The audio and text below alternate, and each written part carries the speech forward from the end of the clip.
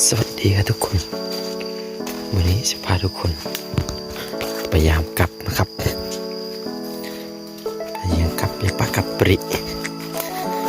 ปากุมุบนดอยทะเลกำลังเข้ามา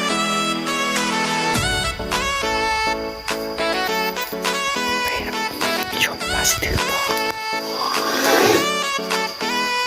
เป็นน้ำเอ็มครับคลิป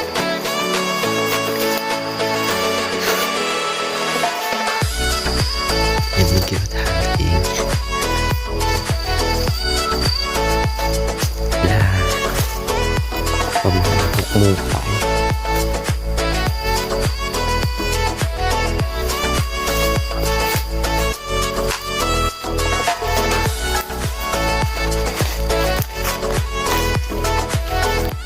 มีไม่กัดสั้นจับสั้นแน่ๆนะ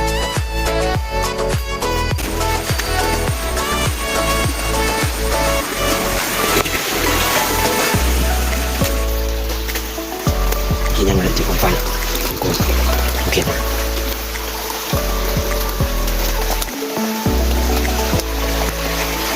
ลุยนะว่าไม่เดือดอะไรเลย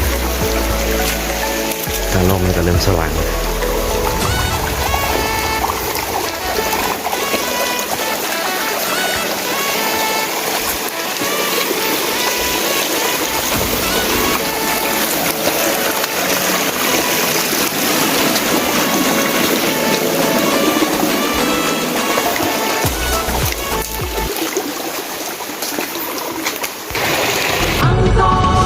มือนท้องฟ้าวิปริตแปรปรวนทันใด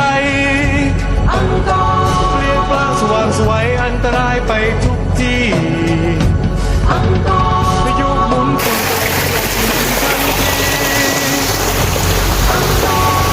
สัตว์ตื่นตระหนกหนีกระจายเมื่อวิญญาณร้ายกลายร่างไม่มีใคร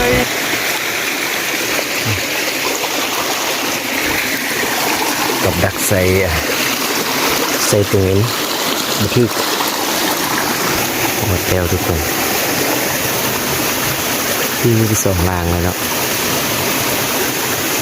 บทชื่อจะเป็นรุ่นทางพนิกที่มีไซส์2 รางเป็นรุ่นนำกันเลย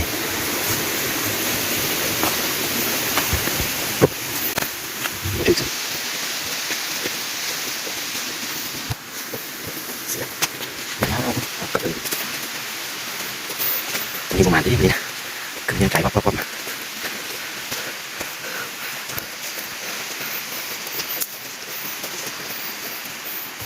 ดูกันทุกคน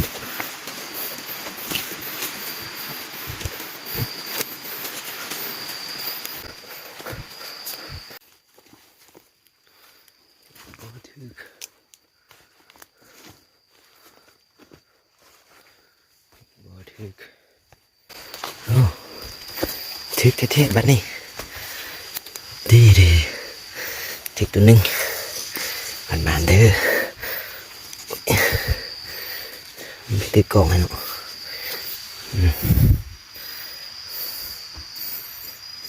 ดีทึกตัวหนึ่งมันละเรียบร้อยแล้วดีวิธีใส่ยกขึ้นมาก่อเส้นนี้แล้วก็ลงมาพี่ประตูอันนี้มันข้างในตัวนี้สับงัดพอมาเหยียบก็บุ๊บ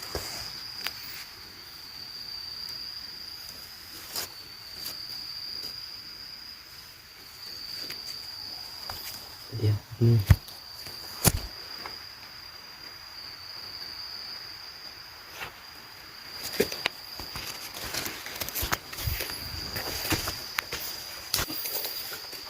เดี๋ยวนี้ก็ได้อุ่นละมาให้เนาะถืออุ่นตัวหนึ่งเดี๋ยวรุ่นยาวไปนี่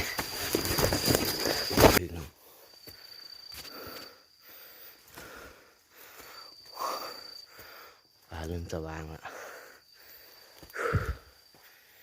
บ่ถือ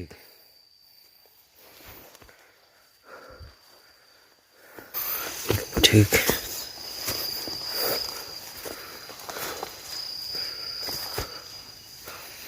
บริถ่ายสุดโอ้ยอันนี้นี่จักมียังกินหูดิ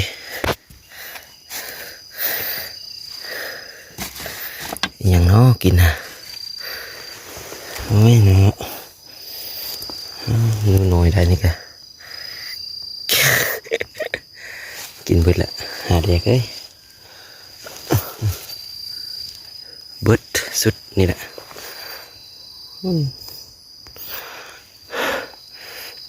จบข่าวนะทุกคน จบคลิปอีกแล้ว